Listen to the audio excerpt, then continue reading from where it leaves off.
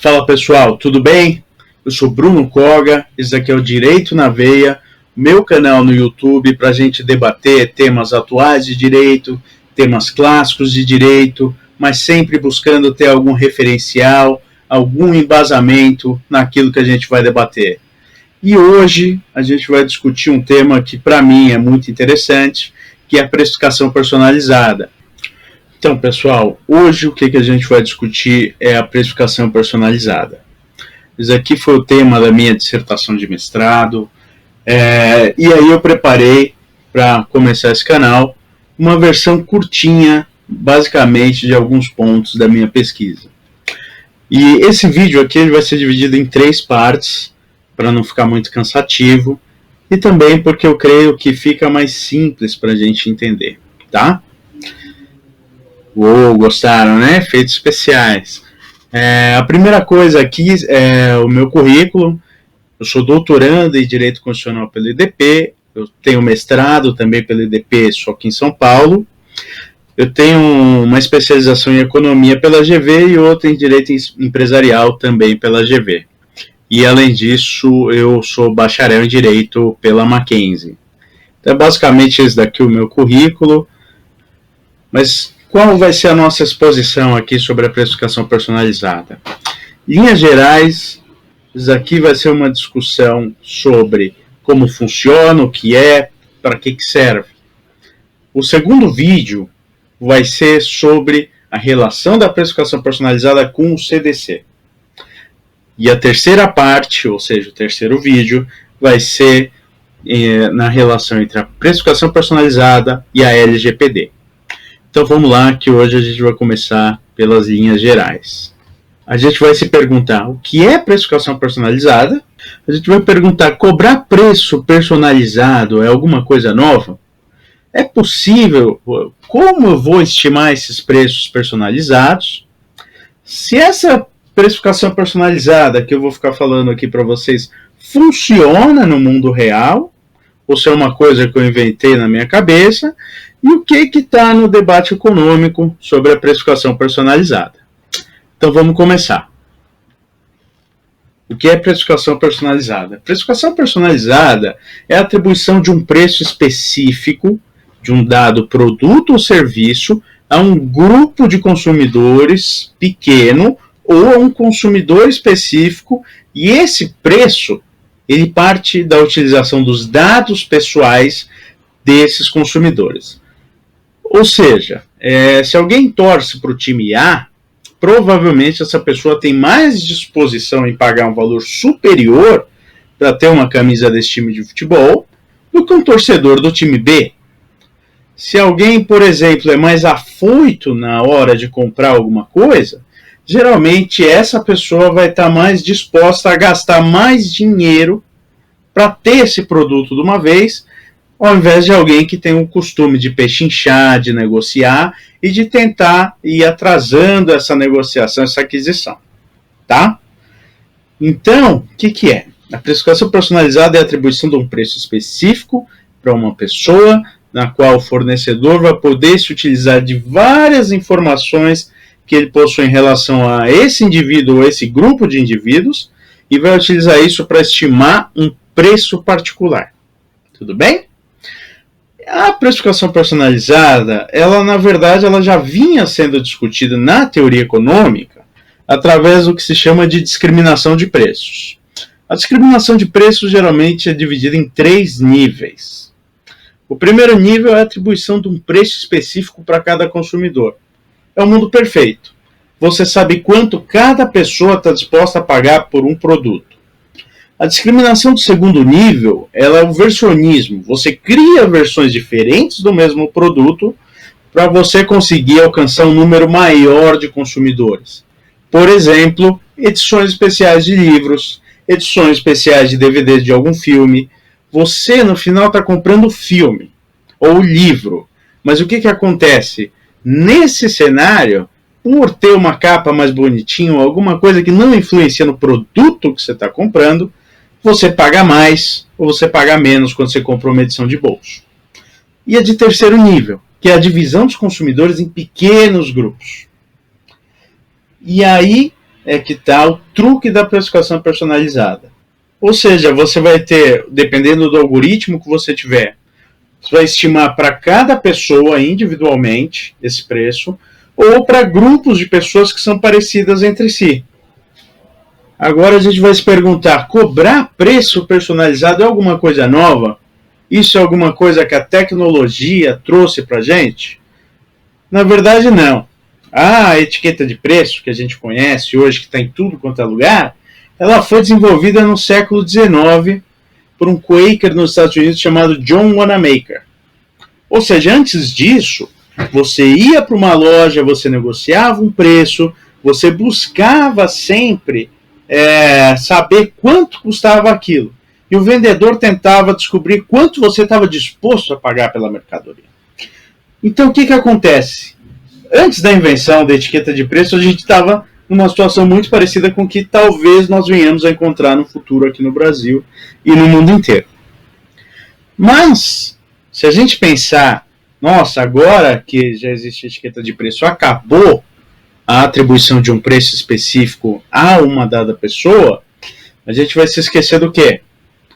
Venda de automóveis, venda de imóveis, ou seja, onde a informação não consegue correr tranquilamente, você sempre tem a possibilidade de uma negociação entre um consumidor e um fornecedor, e esse fornecedor vai tentar, de alguma maneira, obter o máximo de lucro, o consumidor o mínimo de preço, e aí, nisso, vai chegar um encontro das vontades, ou não vai ocorrer negócio nenhum.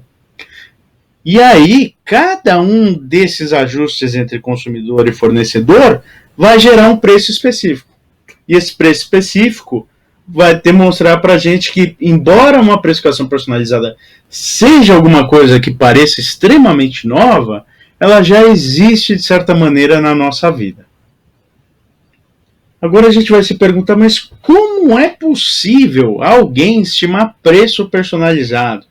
Ou seja, como é que esse fornecedor, esse dono dessa empresa, vai conseguir chegar, criar um preço para mim, se ele nunca me viu, não sabe por onde eu ando, não sabe com quem eu ando, não sabe o que eu gosto? Será? Cada computador, ele funciona basicamente, a transmissão de informações, como uma carta. Ele tem um endereço para ir, um endereço para voltar. E é o IP.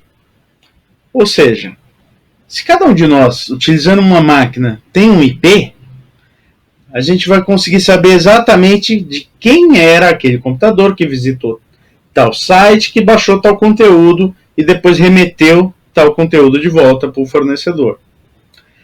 Além dos IPs, nós vamos ter os cookies, que são pequenos arquivos de texto que eles vão ficar gravados no nosso navegador. Existe uma infinidade de cookies. Tem cookies até que se você deleta, eles aparecem. Tem os cookies que estão relacionados à primeira parte, que é a pessoa que está por trás do site que você está vendo, e os de terceira parte, que na verdade às vezes você está num site X, esse seu site está trazendo suas informações para uma outra pessoa que você nem entrou no site dela. Então, basicamente, o que acontece? É possível uma identificação, você não identifica direto a pessoa natural por trás, mas você consegue o número do IP. Você joga o cookie no navegador dessa pessoa, você consegue estimar aquilo que ela anda fazendo pela internet, a depender do tipo de cookie, e você vai receber todas essas informações. Se essa pessoa visitou sites de seus concorrentes, se essa pessoa visitou um determinado marketplace, se ela esteve envolvida em algum outro tipo de transação, se ela cisca, mas não compra, você vai conseguir várias informações através da análise dessa pessoa. Principalmente quando você consegue cruzar isso com uma pessoa natural. Se você faz um login, você acaba se desmascarando, por assim dizer, para o fornecedor, e o fornecedor vai ter ainda mais informações a seu respeito. E aí, a partir dos seus dados pessoais coletados pelo fornecedor, ele vai conseguir moldar um algoritmo que vai ser específico para você ou para um grupo de pessoas muito parecidas com você. E aí ele vai estimar a sua sensibilidade ao preço, ou seja, o quanto você está disposto a pagar por um dado produto ou serviço. Agora a gente vai se perguntar, mas isso acontece no mundo real ou isso é uma questão de ficção científica, se a gente só está tirando isso de filmes? Bom, tem várias questões. Na verdade, a literatura ela não é conclusiva em relação à ocorrência de precificação personalizada. Mas tem um estudo conduzido pela Hanak em 2014 que é muito interessante, onde eles simulam vários perfis diferentes para fazer o quê? Para depois ir nos sites de compras e tentar verificar se há ou não uma diferença de preço. E eles localizaram diferenças de preços. Agora a grande dificuldade é, por quê? Porque eu tenho um histórico de compras diferente? Porque o meu navegador é diferente? Porque eu uso Apple ou eu uso Samsung no meu celular? Se eu estou usando Windows? E aí cada perfil pode gerar, aliás, uma resposta diferente do sistema. E é muito difícil você estimar se está ocorrendo ou não precificação personalizada com você. E quando você descobre se está, você vai ter uma segunda pergunta. Por quê? E aí a questão é mais difícil ainda de se responder, porque você tem que emular vários perfis diferentes. Pois bem, a gente tem ainda assim algumas histórias mais próximas da discriminação de preços de terceiro grau, e que algumas são engraçadas, outras são lamentáveis, né? O Tinder, acho que todo mundo conhece o aplicativo, por exemplo, ele estava diferenciando as pessoas acima de 30 anos, cobrando um valor maior pela utilização de alguns planos do aplicativo, e um valor menor para pessoas mais novas.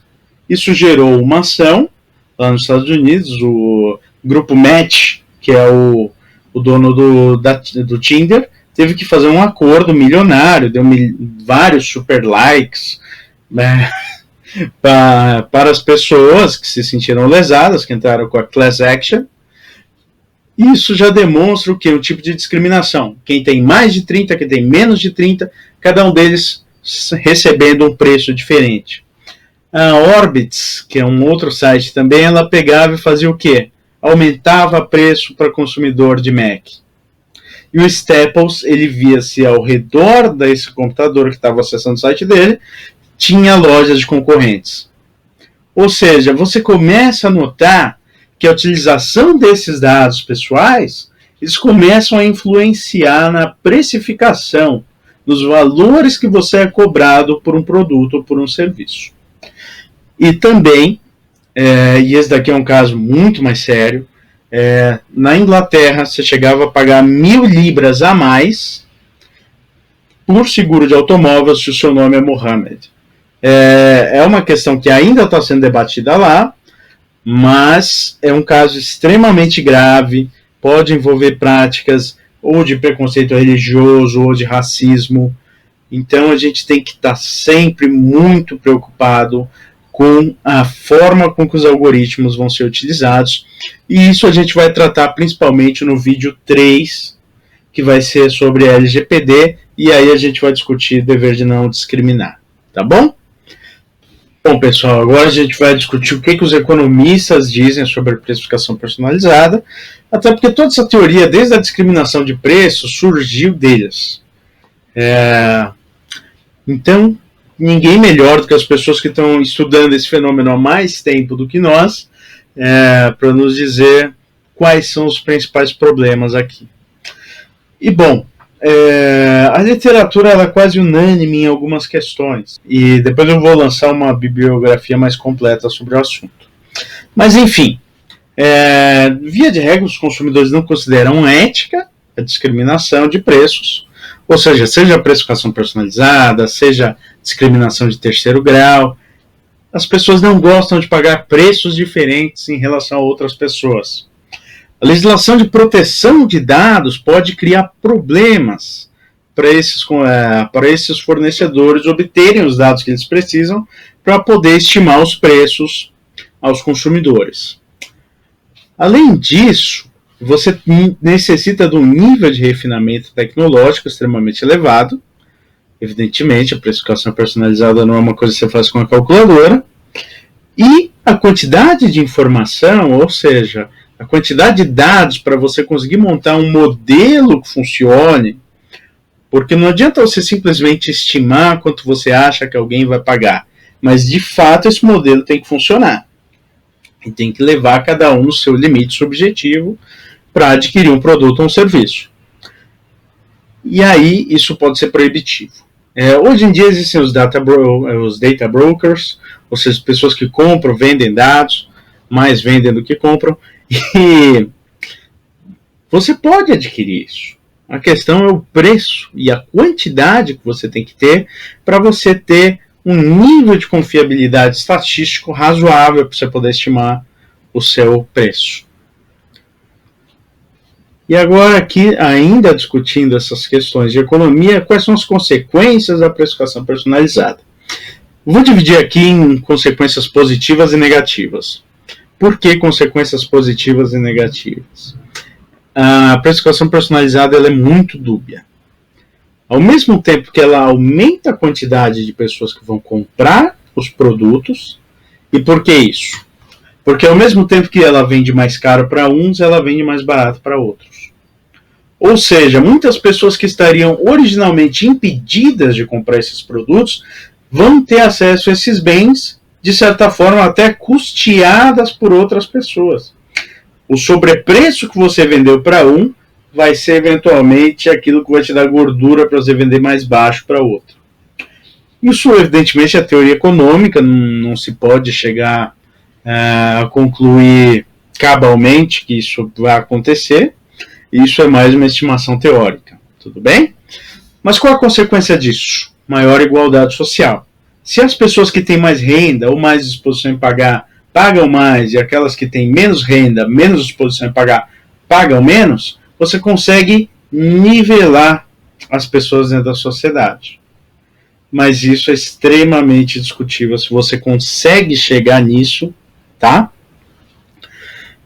Além disso, em tese, pelo fornecedor estar sempre vendendo para você no seu limite, eles têm condições de realizar maiores investimentos, pesquisas, aumentar o campo de produção, ou seja, daria incentivos para o negócio girar, porque provavelmente também aumentaria os lucros dos fornecedores se não for um ambiente muito competitivo. Nos mercados oligopolizados, o oligopólio é aquele que tem poucas empresas nele, poucas empresas vendedoras, aumentaria o nível de competitividade, porque cada um deles disputaria cada cliente como se fosse uma disputa pessoal, e não mais no mercado inteiro. Ou seja, não vão lançar mais um preço, quem quer compre aqui, quem não quiser compre no outro. Mas tudo como parte de uma disputa individual por parte dos fornecedores. E agora a gente vai aqui para as consequências negativas da precificação personalizada. O que é? Basicamente, o que? Você reduz o excedente do consumidor, ou seja, se eu estava disposto a pagar R$2 por uma Coca-Cola e, na verdade, ela custava R$1,50, é como se eu tivesse ganho esses 50 centavos. O que acontece?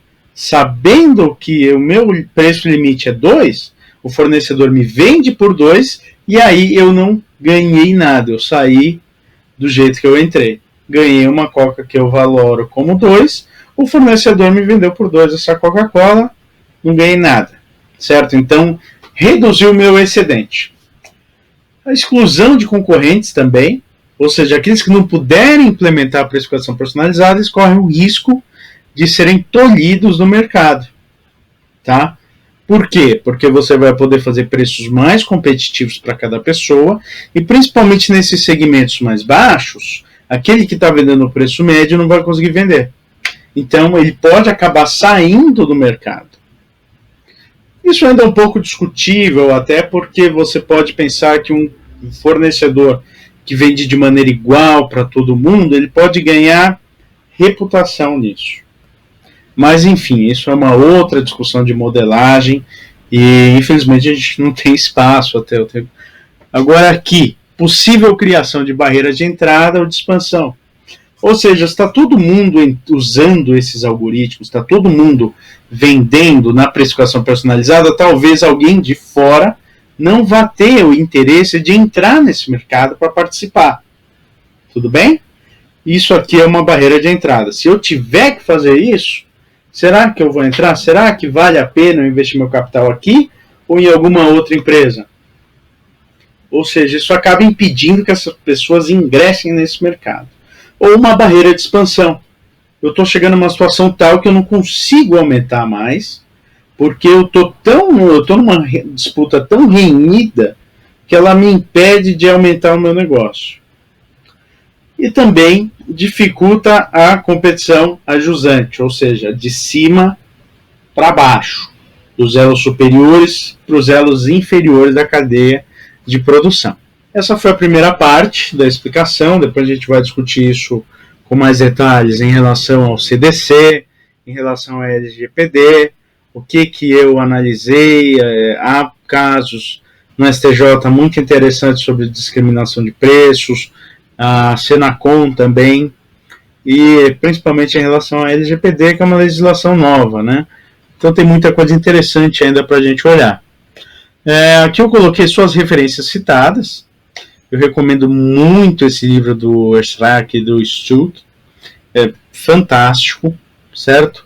E esse jovem aqui, que escreveu essa dissertação de mestrado aqui, também é maravilhoso. E ainda vai longe esse rapaz aí. Lá para o final eu vou passar para vocês no meu perfil na academia, quando eu acabar todos os slides, eu ainda estou trabalhando um pouco nisso, uma bibliografia um pouco mais parruda, um pouco mais interessante, para vocês que querem estudar o assunto, ou se inteirar sobre essa discussão, CDC, LGPD, algoritmos, relações de consumo, aí a gente vai ampliando cada vez mais a discussão. Se vocês ficaram com alguma dúvida, se vocês têm alguma ponderação, por favor, façam. Para mim vai ser um prazer responder a todos na medida da minha competência. Muito obrigado. Tchau, tchau, gente.